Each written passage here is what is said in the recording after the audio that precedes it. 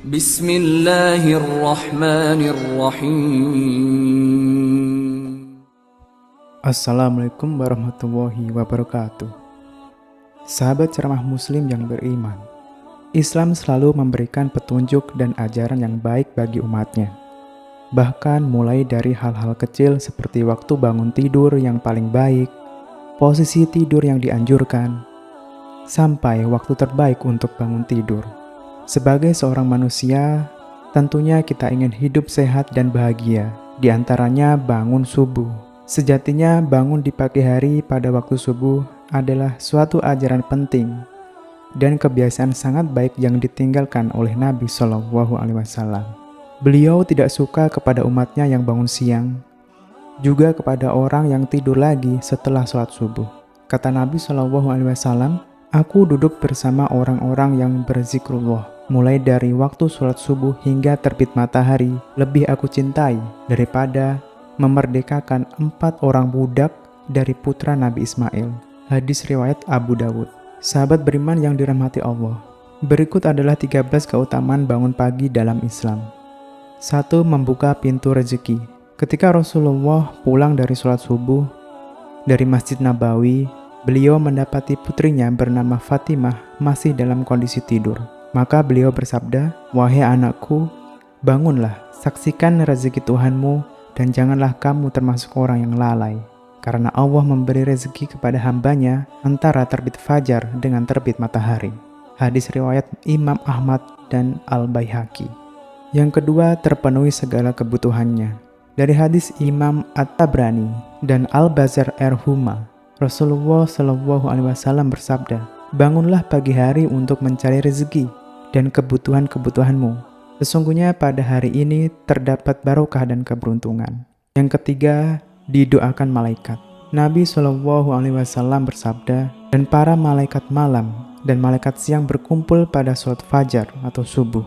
Hadis riwayat Bukhari nomor 137 dan Muslim nomor 632. Rasulullah bersabda, tiap menjelang pagi hari 2 malaikat turun. Yang satu berdoa, "Ya Allah, karuniakanlah bagi orang yang menginfakkan hartanya tambahan peninggalan."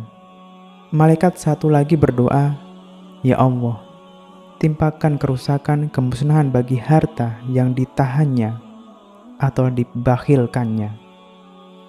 Yang keempat, mendapatkan ampunan Allah. Rasulullah SAW bersabda, "Siapa saja yang memasuki pagi hari, ia tidak berniat menzolimi seseorang, maka diampuni baginya terhadap segala dosa. Dan siapa saja yang memasuki pagi hari berniat menolong orang yang teraniaya dan memenuhi keperluan orang Islam, maka baginya pahala seperti pahala haji mabrur." Hadis dikutip dari kitab Nashoihul Ibad, karya Syekh Nawawi. Yang kelima, jauh dari sifat malas. Rasul bersabda, "Setan membuat 3 ikatan di tengkuk leher bagian belakang salah seorang dari kalian ketika tidur.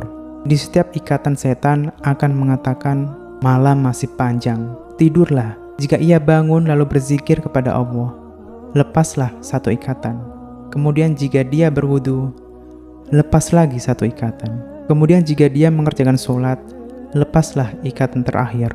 Di pagi hari, dia akan bersemangat dan bergembira.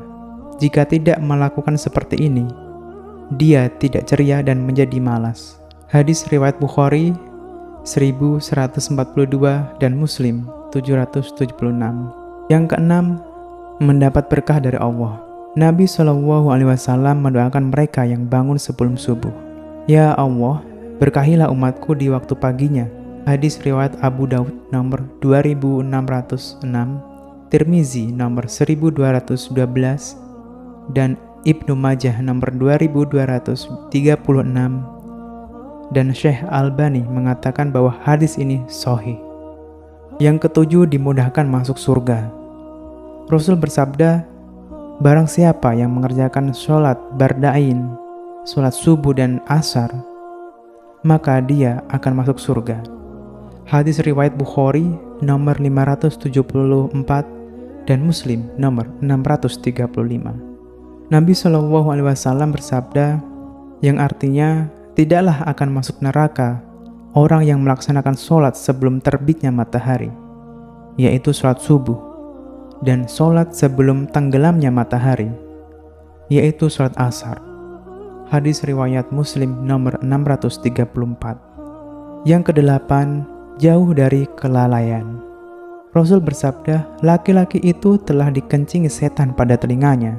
Maksud dari dalil di atas adalah orang yang malas bangun pagi, maka berarti ia adalah orang yang lalai karena lebih memilih untuk tidur sesuai bisikan setan. Allah juga berfirman, dan sebutlah nama Tuhanmu dalam hatimu dengan merendahkan diri dan rasa takut, dengan tidak mengeraskan suara di waktu pagi dan petang, dan janganlah kamu termasuk orang-orang yang lalai. Al-Quran Surat Al-A'raf ayat 205. Yang kesembilan, mendapat rezeki yang luar biasa. Jika bangun pagi lalu melakukan sholat sunnah sebelum sholat subuh, maka insya Allah akan mendapatkan rezeki yang berlimpah. Dari Aisyah radhiyallahu anha, dari Nabi SAW bersabda, 2 rakaat sholat fajar sebelum subuh lebih baik daripada dunia dan seisinya. Hadis riwayat Muslim. Yang ke-10, waktu yang baik untuk memulai beribadah. Dari sahabat Abu Hurairah, Nabi Muhammad SAW bersabda, yang artinya, sesungguhnya agama itu mudah. Tidak ada seseorang yang membebani dirinya di luar kemampuannya, kecuali dia akan dikalahkan. Hendaklah kalian melakukan amal dengan sempurna, tanpa berlebihan dan menganggap remeh. Jika tidak mampu berbuat yang sempurna, maka lakukanlah yang mendekatinya.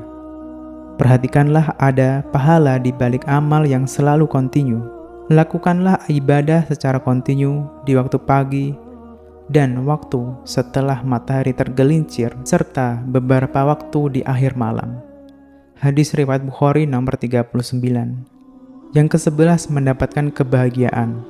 Allah berfirman dalam surat Toha ayat 130 yang artinya, maka sabarlah kamu atas apa yang mereka katakan, dan bertasbihlah dengan memuji Tuhanmu sebelum terbit matahari dan sebelum terbenamnya, dan bertasbihlah pula pada waktu-waktu di malam hari dan pada waktu-waktu di siang hari, supaya kamu merasa senang. Allah juga berfirman dalam surat Qaf ayat 39 yang artinya, maka bersabarlah kamu terhadap apa yang mereka katakan dan bertasbihlah kamu sambil memuji Tuhanmu sebelum terbit matahari dan sebelum terbenamnya. Yang ke-12 yaitu mendapatkan perlindungan dari Allah. Rasulullah SAW bersabda, barang siapa yang menunaikan sholat subuh, maka ia berada dalam jaminan Allah. Maka jangan coba-coba membuat Allah membuktikan janjinya. Barang siapa yang membunuh orang yang menunaikan sholat subuh, Allah akan menuntutnya, sehingga ia akan membenamkan mukanya ke dalam neraka. Hadis riwayat Muslim, Tirmizi, dan Ibnu Majah. Yang ke-13, insya Allah kita bisa melihat Allah di hari akhir. Dari Jarir bin Abdullah radhiyallahu an, kami sedang duduk bersama Rasulullah SAW ketika melihat bulan purnama.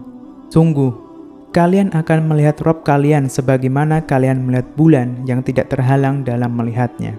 Apabila kalian mampu, janganlah kalian menyerah dalam melakukan sholat sebelum terbit matahari dan sholat sebelum terbenam matahari, maka lakukanlah. Hadis riwayat Bukhari dan Muslim. Sahabat beriman yang dirahmati Allah, itulah keutamaan bangun pagi dalam Islam. Semoga informasi ini bermanfaat. Wallahu a'lam bishawab. Wassalamualaikum warahmatullahi wabarakatuh.